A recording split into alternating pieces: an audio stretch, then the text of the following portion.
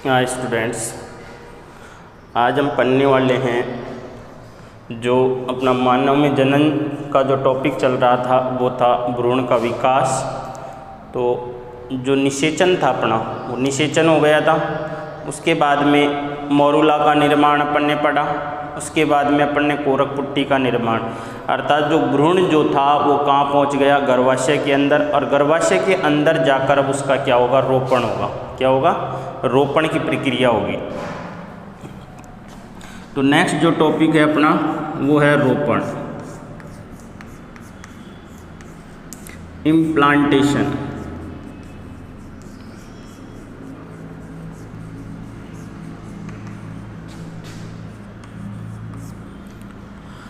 रोपण में क्या होता है, या तो अपन भ्रूण में कौन होगा यहाँ पर, कोरक पुट्टी ब्लास्टुला।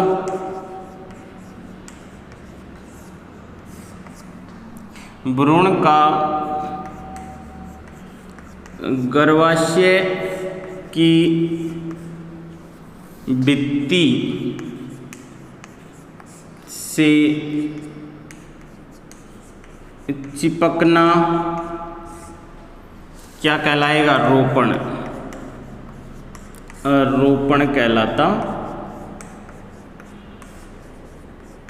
तो रोपण किसे कहते हैं, जो कोरक पुट्टी जो होती है वो गर्भाशय की एंडोमेट्रियम जो है उन दोनों के बीच में कांटेक्ट होता है। अर्थात जो कोरक पुट्टी किससे चिपक जाती है, गर्भाशय की एंडोमेट्रियम से चिपक जाती है। और उसी प्रक्रिया को क्या कहा जाता है, रोपण कहा जाता है।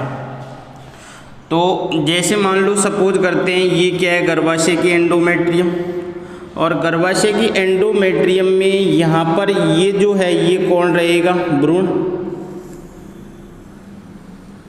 और इस भ्रूण का सबसे बाहरी जो स्तर की जो कोशिकाएं हैं वो क्या होती हैं, चपटी होती हैं। और जिसे क्या कहा जाता है, ट्रोपोब्लास्ट। ये ट्रोपोब्लास्ट एक्टोडर्म जो है, तो ये जो लेयर है इसकी कोशिकाएं भ्रूण के विकास में काम में नहीं आती हैं। अर्थात भ्रूण के विकास में इनका रोल नहीं होता है। ये जो एक्स्ट्रा एम्ब्रियोनिक या एक्स्ट्रा भ्रूणीय झिल्लियाँ जो होते हैं उनका निर्माण करेगी। और यहाँ पर जो आंतरिक कोशिकीय समूह जो है जिसे एम्ब्रियोनल नोब कहा जाता है, ये कोशिकाएं पाई जाती हैं। तो ये क्या थी, कोरक पुट्टी।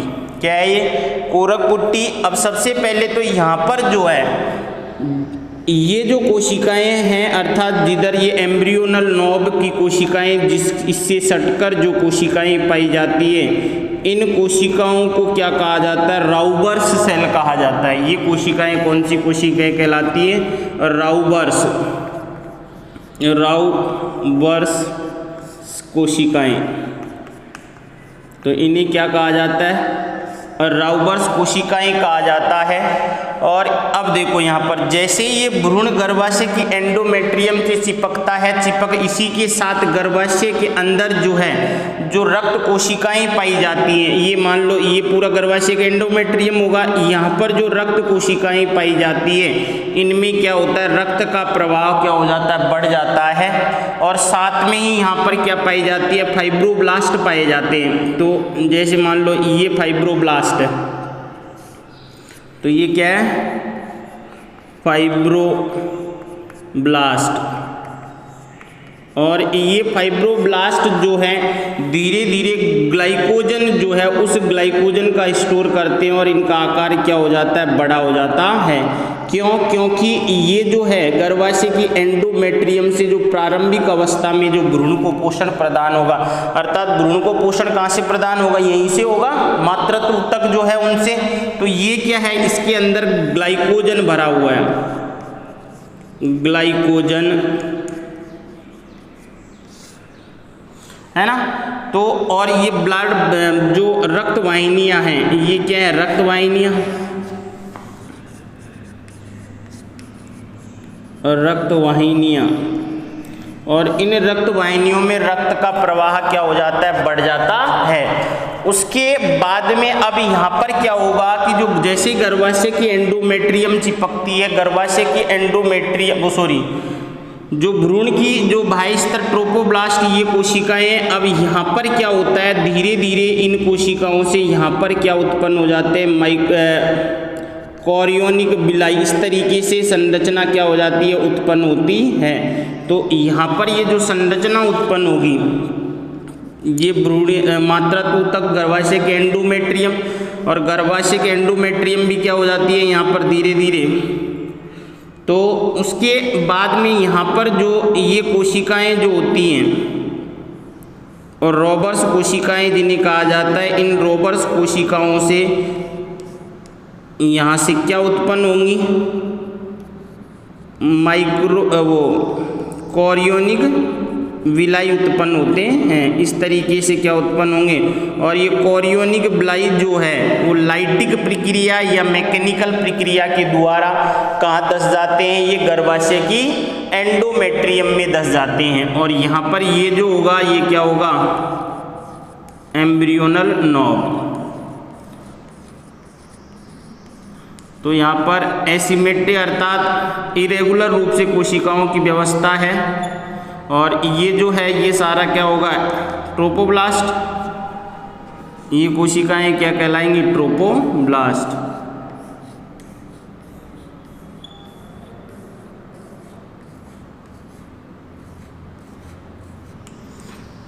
तो ये जो है इधर यहाँ पर क्या है, मात्रात्व ऊतक, और ये मात्रात्व ऊतक अर्थात ये जो है ये क्या कहलाएंगे, कोरियोनिक विलाई, कोरियोनिक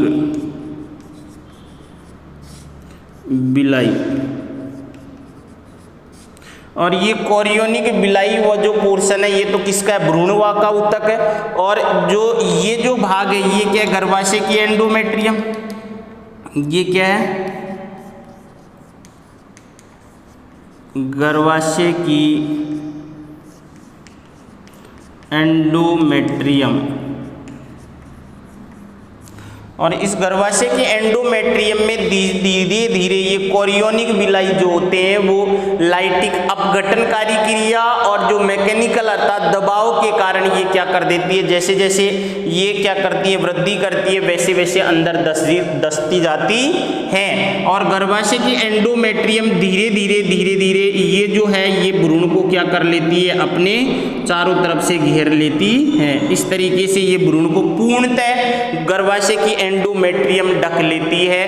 तो इस प्रकार के रोपण को अंतराली रोपण कहा जाता है, जो मनुष्य के अंदर पाया जाता है। तो ये गर्भाशय के एंडोमेट्रियम के द्वारा इस संपूर्ण भ्रूण को क्या कर लिया जाता है, घेर लिया जाता है। तो कोरियोनिक और तो यहाँ पर जो है ये ब्लड वेसल्स, रक्त वाहिनियाँ जो होती है, इन रक्त वाहिनियों में रक्त का प्रभाव बढ़ जाता है। अब पाचनकारी क्रिया भी क्या हो जाती है, यहाँ पर बढ़ जाती है। तो अगर अपन यहाँ पर रोपण की परिभाषा पढ़ने देखें तो रोपण की परिभाषा के बाद में यहाँ पर क्या उत्पन्न होते हैं, जो फाइब्रोब्लास्ट जो है वो ग्लाइकोजन से युक्त हो जाते हैं। पहली बात तो यहाँ पर क्या होता है, फाइब्रोब्लास्ट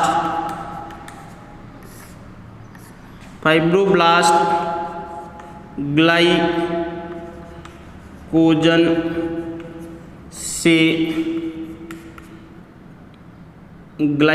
से परिपूर्ण हो जाते हैं। और इससे क्या होगा, इसको आगे जाके भ्रूण को क्या प्राप्त होता रहेगा, पोषण प्राप्त होता रहता है। उसके बाद में यहाँ पर जो गर्भाशय की एंडोमेट्रियम जो है, यहाँ पर अपन बोल सकते हैं कि जो ट्रोपोब्लास्ट जो होता है, कौन सी कोशिकाएं होती हैं, राउबर्स सेल जो होती हैं, आंतरिक कोशिकीय समूह के बाहर पाई जाने वाली कोशिकाओं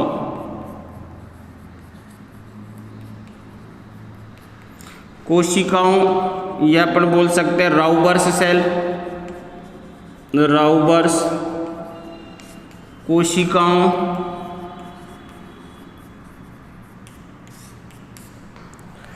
कोशिकाओं से किसका निर्माण होगा? कोरियोनिक विलाई, कोरियोनिक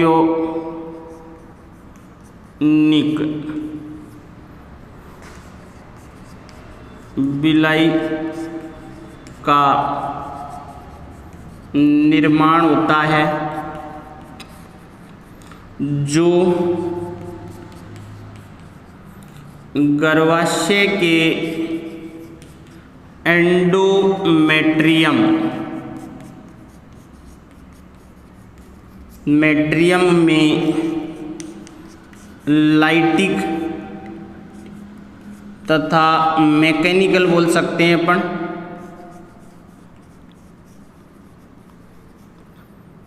मैकेनिकल रूप से अंदर दस जाते हैं। और ये गर्भाशय के एंडोमेट्रियम, और यहाँ लिख सकते हैं गर्भाशय के एंडोमेट्रियम में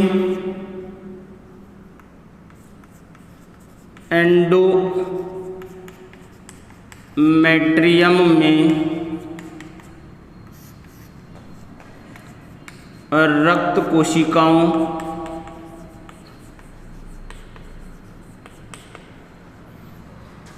में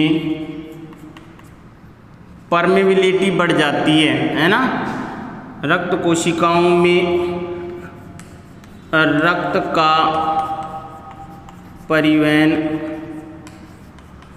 बढ़ जाता है। तो इसी प्रक्रिया को क्या कहा जाता है? रोपण कहा जाता है। तो रोपण में क्या होगा? सबसे पहले जो कोरक कुट्टी जो है वो कहाँ? गर्भाशय के एंडोमेट्रियम के पास आती है। गर्भाशय के एंडोमेट्रियम में क्या उत्पन्न हो जाता है? एक उभार उत्पन्न हो जाता है। क्या उत्पन्न हो जाता है? यहाँ पर उभार उत्पन्न हो जाता है।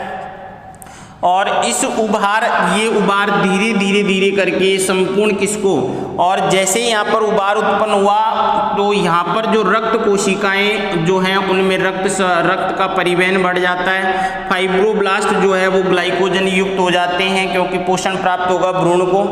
उसके अलावा यहाँ पर जो राउवर्स कोशिकाएं जो होती हैं, जो आंतरिक कोशिकीय समूह जो है जस्ट बाहर जो कोशिकाएं होती हैं, ये कोशिकाएं, इन कोशिकाओं के द्वारा बाहर की तरफ उंगली नुमा क्या उत्पन्न हो जाते हैं? उभार उत्पन्न हो जाते हैं। और इन्हीं उभारों को क्या कहा जाता है? कोरियोनिक विलाई कहा जाता है। और ये कोरियोनिक विलाई जो है वो मैकेनिकल फोर्स, मैकेनिकल दबाव और किसके द्वारा? अपघटनकारी क्रिया जो होती है कोशिकाओं का पाचनकारी क्रिया के कारण ये कहाँ धस जाती है? गर्भाशय के एंडोमेट्रियम में धस जाती है।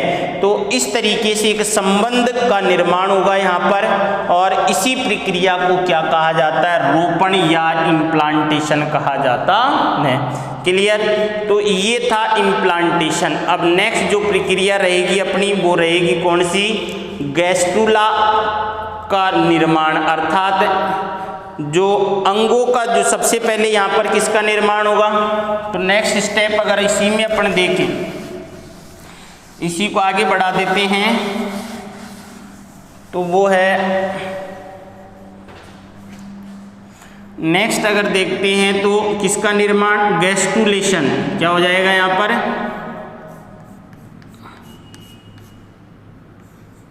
गैस्ट्रुलेशन,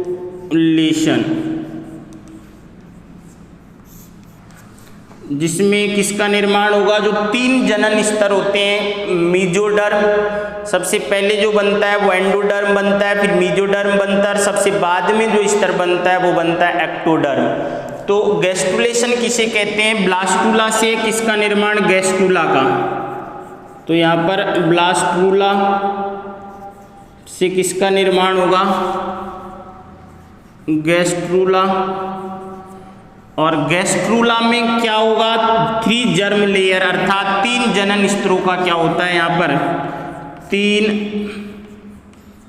जनन स्तरों का क्या होगा? का निर्माण होता है। तो यहाँ पर कितने जनन स्तर बनते हैं? 3 जनन स्तरों का क्या होगा? निर्माण होगा। अब 3 जनन स्तरों का निर्माण कैसे होगा? तो वो देखते हैं यहाँ पर अपन। तो यहाँ मान लो ये जो है,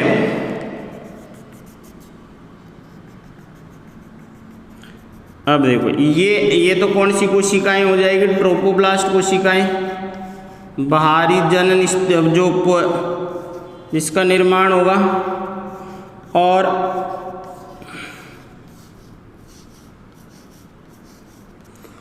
यहाँ पर धीरे धीरे देखो, अब यहाँ पर किनका निर्माण हो रहा है, ये कोरियोनिक विलाई।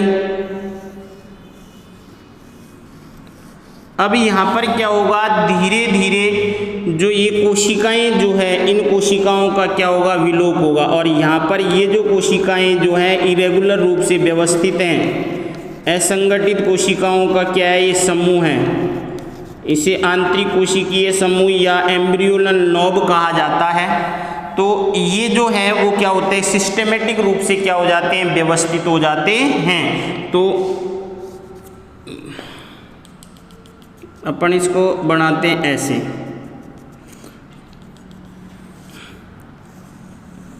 तो ये तो अपना चलेगा। अब यहाँ पर धीरे धीरे जो ये कोशिकाएं हैं, तो ये कोशिकाएं क्या हो जाती हैं, धीरे धीरे विलुप्त हो जाती हैं।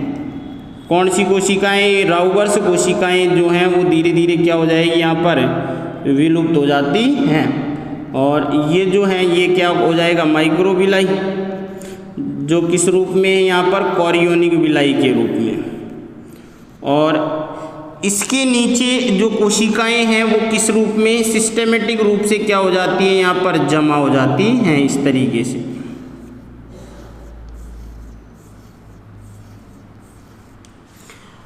उसके बाद में जैसे ही ये राउबर्स कोशिकाएं क्या हो गई, यहाँ पर विलुप्त हो जाती हैं। विलुप्त होने के बाद में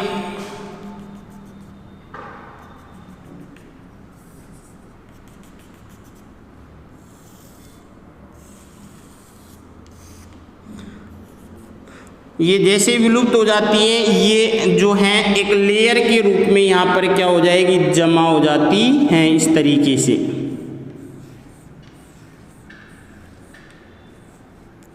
और ये जो है ये क्या कहलाएगी, ट्रोपोब्लास्ट कोशिकाएं।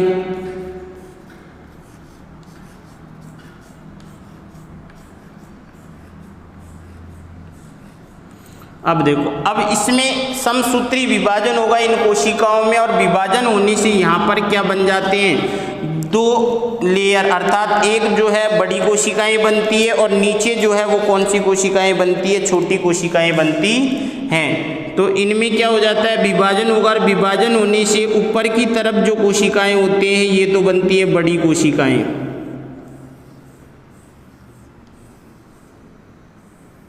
और नीचे की तरफ की जो कोशिकाएं बनती है वो बनती है छोटी कोशिकाएं।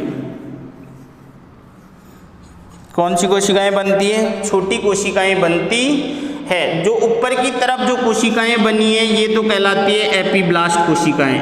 ये तो क्या कहलाएगी, एपीब्लास्ट कोशिकाएं। और नीचे की तरफ जो कहलाती है ये कहलाती है हाइपोब्लास्ट। क्या कहलाएगी, हाइपोब्लास्ट।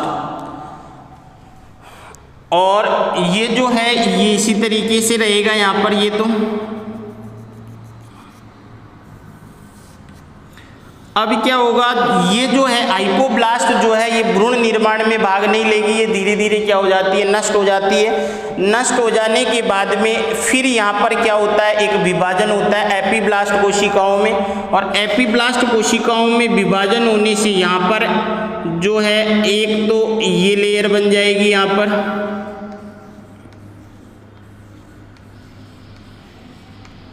और एक जो है इस तरीके से यहाँ पर जमा हो जाती हैं। इस तरीके से कितने लेयर बन जाती हैं, यहाँ पर दो लेयर बन जाती हैं। और ये जो है वो यही रहेगा यहाँ पर। अब यहाँ पर क्या होगा, जो ये नीचे की तरफ की जो कोशिकाएं हैं इन कोशिकाओं में क्या होता है, विभाजन होता है। और विभाजन होने से यहाँ पर इस तरीके से, इस तरीके से कोशिकाओं का क्या होगा, निर्माण होगा यहाँ पर।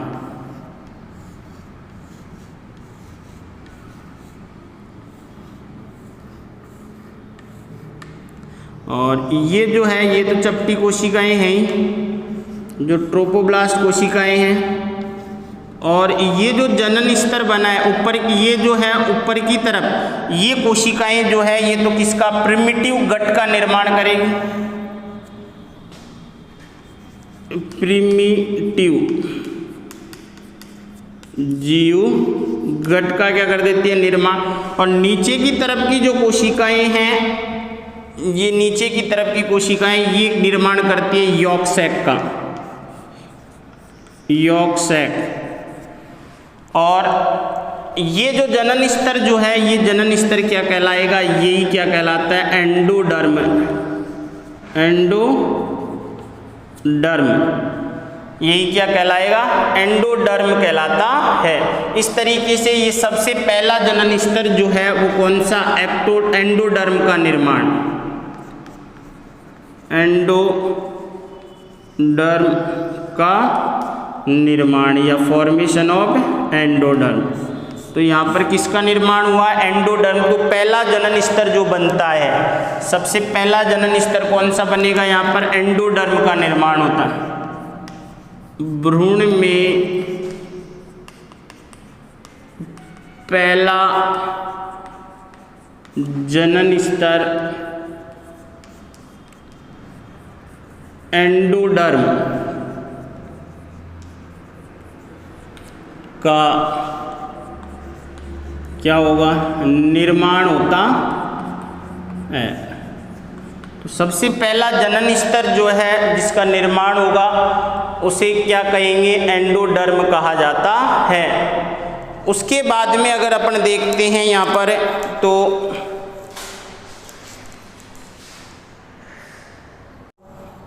जो ये एपीब्लास्ट कोशिकाएं, हाइपोब्लास्ट जो कोशिकाएं थी, ये धीरे धीरे क्या हो जाती है, नष्ट हो जाएगी। तो एपीब्लास्ट कोशिकाएं जो हैं, इसके यहाँ पर ये जो है, यहाँ पर इसमें विभाजन होगा और विभाजन होने से दो लेयर बन जाती है यहाँ पर। अर्थात यहाँ पर जो क्या होता है, लेयरों का डीलेमिनेशन होता है। यहाँ पर जो क्या होगा, डीलेमिनेशन। और इस डिलेमिनेशन के कारण ये जो परत जो है इससे क्या हो जाएगी, अलग हो जाती है। और अलग होने के कारण ये पहला जो जनन स्तर है उसका क्या हो जाएगा, यहाँ पर निर्माण हो जाता है। अर्थात इन दोनों के बीच में क्या उत्पन्न हो जाएगा, एक गैप उत्पन्न हो जाता है इस तरीके से। और यही जनन स्तर कौन सा जनन स्तर कहलाएगा, ये एंडोडर्म जनन स्तर कहलाएगा। उसके बाद में अब जो निर्माण होगा वो किसका निर्माण होगा, मीजोडर्म का। तो मीजोडर्म का निर्माण किससे होगा, तो ये जो है ये कोशिकाएं, इसके दो सिरे होते हैं, एक होता है सिफेलिक एंड, ये सिरा जो कहलाएगा ये तो कहलाएगा सिफेलिक एंड, सिफेलिक एंड।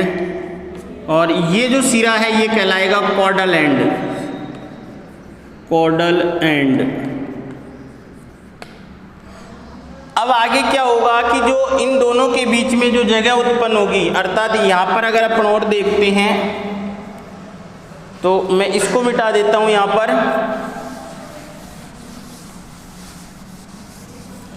तो नेक्स्ट जो है, तो उन दोनों के बीच में क्या उत्पन्न हो जाएगा, जैसे ये जो कोशिकाएं जो हैं,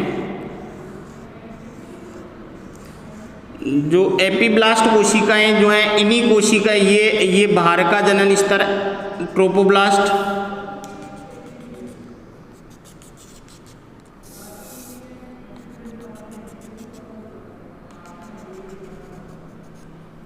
तो ये जो है ये तो क्या कहलाएंगे, ट्रोपोब्लास्ट कोशिकाएं, या ट्रोपोब्लास्ट है। तो ये भ्रूण निर्माण में भाग नहीं लेगा, भ्रूण विकास में ये केवल भ्रूणीय झिल्लियां जो होती हैं, वो भी कौन सी, अतिरिक्त भ्रूणीय झिल्लियां। और इन दोनों के बीच में क्या उत्पन्न, जो ये जो बना, या नीचे से यहाँ से टच रहेगा इससे, तो ये जो है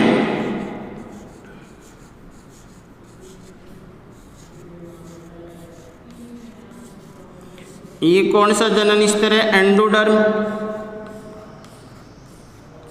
और इस एंडोडर्म जो बाहर की तरफ की ये कोशिकाएं जो हैं एपिब्लास्ट कोशिकाएं, इन्हीं कोशिकाओं से ये जो हैं जो कौन सी कॉडल एंड की कोशिकाएं हैं, इन कोशिकाओं से कोशिकाओं के समूह उत्पन्न होते हैं और यही समूह किसका निर्माण कर देते हैं, ये एंडोमीजोडर्म का। इसका निर्माण हो जाता है यहाँ पर मीजोडर्म का। तो ये जो बनेगी यहाँ पर, ये क्या बनेगी, मीजोडर्म। तो ये क्या है, मीजोडर्मल कोशिकाएं, मीजोडर्मल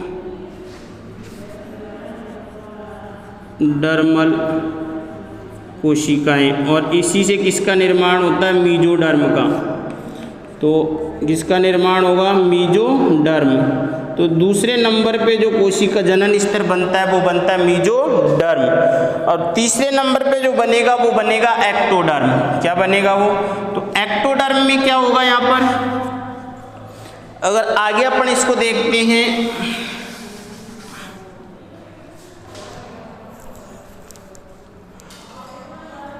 ये कोशिकाएं जो हैं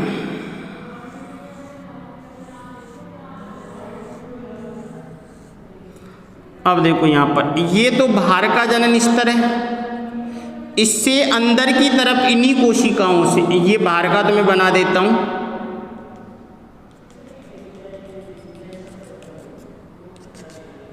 तो ये तो कौन सी कोशिकाएं हैं, ट्रोपोब्लास्ट।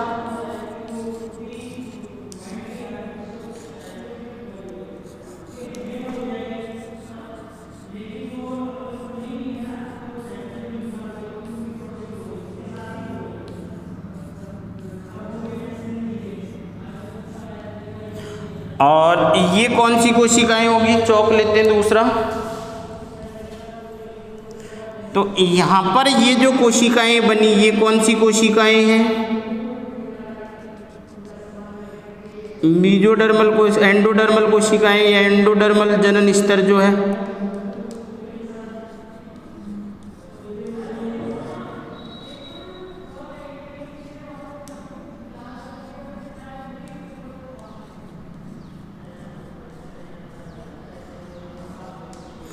उसके बाद में यहाँ पर जो ये कोशिकाएं बन रही हैं, ये कौन सा जनन स्तर होगा, यहाँ पर ये मीजोडर्मल।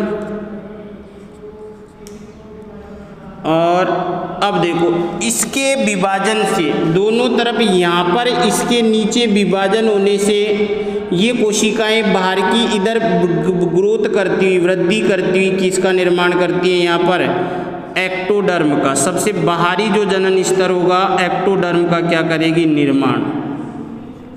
तो ये जो जनन स्तर जो है,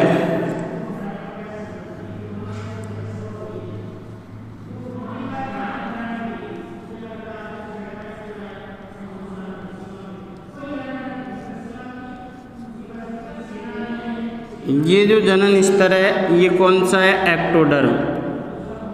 तो ये एपिब्लास्ट जो बाहर की तरफ जो था उसी से किसका निर्माण हुआ, इस तरीके से। ये जो है ये तो क्या है, एक्टोडर्म। और ये जो यहाँ निर्माण होगा वो किसका होगा, मीजोडर्म का।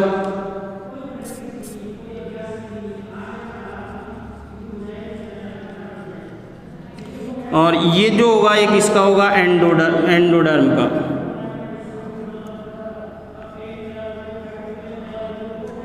ये तीन जनन स्तरों का क्या हो जाता है, निर्माण हो जाता है। तो दोबारा अपन इसको देखते हैं। सबसे पहले क्या हुआ कि जो आंतरिक कोशिकीय समूह जो था, उस आंतरिक कोशिकीय समूह की कोशिकाएं जो हैं वो राउबर्स कोशिकाएं धीरे धीरे क्या हो जाती है, नष्ट हो जाती हैं। और जो आंतरिक कोशिकीय समूह की जो कोशिकाएं हैं वो सिस्टेमेटिक रूप से क्या हो जाती है, जमा हो जाती है। और जमा होने के बाद में उस कोशिकाओं में क्या होता है, विभाजन होता है। विभाजन होने से बाहर की तरफ की जो कोशिकाएं होती हैं वो तो बनती है बड़े आकार की, और नीचे की तरफ की जो कोशिकाएं बनती है वो छोटे आकार की बनती है। बाहर की तरफ की जो कोशिकाएं होती हैं वो तो होती है कॉल्यूमनर कोशिकाएं, और नीचे की तरफ की जो कोशिकाएं होती हैं वो होती है क्यूबोइडल। तो ये जो है ये तो होते हैं कॉल्यूमनर कोशिकाएं,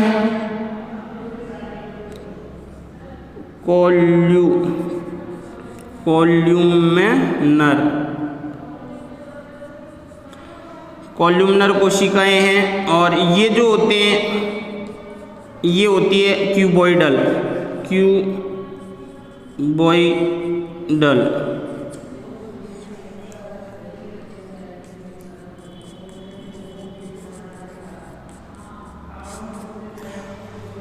तो अब ये जो हाइपोब्लास्ट जो कोशिकाएं हैं, ये कोशिकाएं भी क्या हो जाएगी, नष्ट हो जाएगी। जो एपीब्लास्ट जो कोशिकाएं हैं, एपीब्लास्ट कोशिकाओं की जो है इनके विभाजन होने से यहाँ पर क्या हो जाएगा, एक लेयर का निर्माण होता है, अर्थात इस जो कोशिकाएं इसमें विभाजन होगा, और विभाजन होने से बाद में जो लेयर बनती है उसका क्या हो जाता है, डीलेमिनेशन हो जाता है, अर्थात नीचे की परत इससे क्या हो जाएगी, अलग हो जाती है। अलग होकर ये क्या करती है, किसका निर्माण करती है, इसमें विभाजन होगा। विभाजन होने से एंडोडर्म कोशिकाओं का, एंडोडर्म जनन स्तर का क्या होता है, निर्माण होता है। जैसे एंडोडर्म का निर्माण हो जाता है, अब क्या होगा कि जो एपीब्लास्ट कोशिकाएं जो हैं इनके दो सिरे होते हैं, एक होते हैं सिफेलिक एंड और एक होते हैं कॉर्डल एंड। सिफेलिक एंड जो कॉर्डल एंड की तरफ की जो कोशिकाएं ये विभाजित करके यहाँ पर कोशिकाओं के क्या बना लेती है, समूह, और इन्हीं कोशिकाओं से किसका निर्माण होता है, मेसोडर्म का क्या होगा, निर्माण होता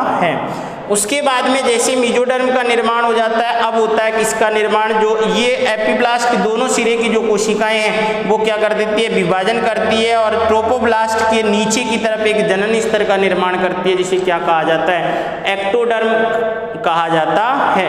इस तरीके से गैस्ट्रुलेशन जो होता है उसमें गैस्ट्रुला अर्थात 3 जनन स्तरों का क्या हो जाता है, निर्माण हो जाता है।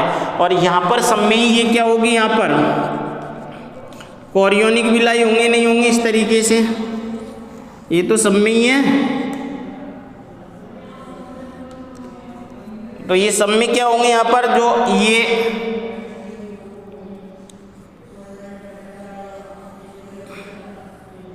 ये होगा नहीं, तो इस तरीके का क्या बन जाएगा, ये भ्रूण बन जाता है। अब देखो यहाँ पर किसका निर्माण होगा, एमनियोन गुहा का क्या होता है, निर्माण होता है। तो एमनियोन गुहा का निर्माण कहाँ होगा कि जो ये जनन स्तर, ये कोशिकाएं जो हैं, तो यहाँ पर जो कोशिकाएं थी, ये कोशिकाएं कौन सी, राउबर्स कोशिकाएं थी या नहीं थी यहाँ पर, और राउबर्स कोशिकाओं के नष्ट होने से यहाँ पर क्या उत्पन्न हो गई, जगह उत्पन्न हो गई, नहीं हो गई, और इसी जगह को, इसी गुहा को क्या कहा जाएगा, यहाँ पर जो जगह उत्पन्न होगी वही जगह क्या कहलाएगी, ये जो है यही किसका निर्माण करेगा, एमनियोन गुहा का, एमनियोटिक कैविटी का क्या होगा, यहाँ से निर्माण होता है। तो ये जो है आगे चलकर किसका निर्माण होगा, और ये एमनियोन गुहा इसको धीरे धीरे कहाँ कर लेगी, पूरे भ्रूण को घेरेगी नहीं ये, तो इसके बारे में अपन बाद में अध्ययन करेंगे। तो ये था अपना जनन स्तर। अपन ने जो पढ़ा वो था एक तो इम्प्लांटेशन, रोपण की प्रक्रिया, उसके बाद में गैस्ट्रुला का निर्माण, अर्थात जो 3 जनन स्तरों का निर्माण होता है वो अपन ने देखा।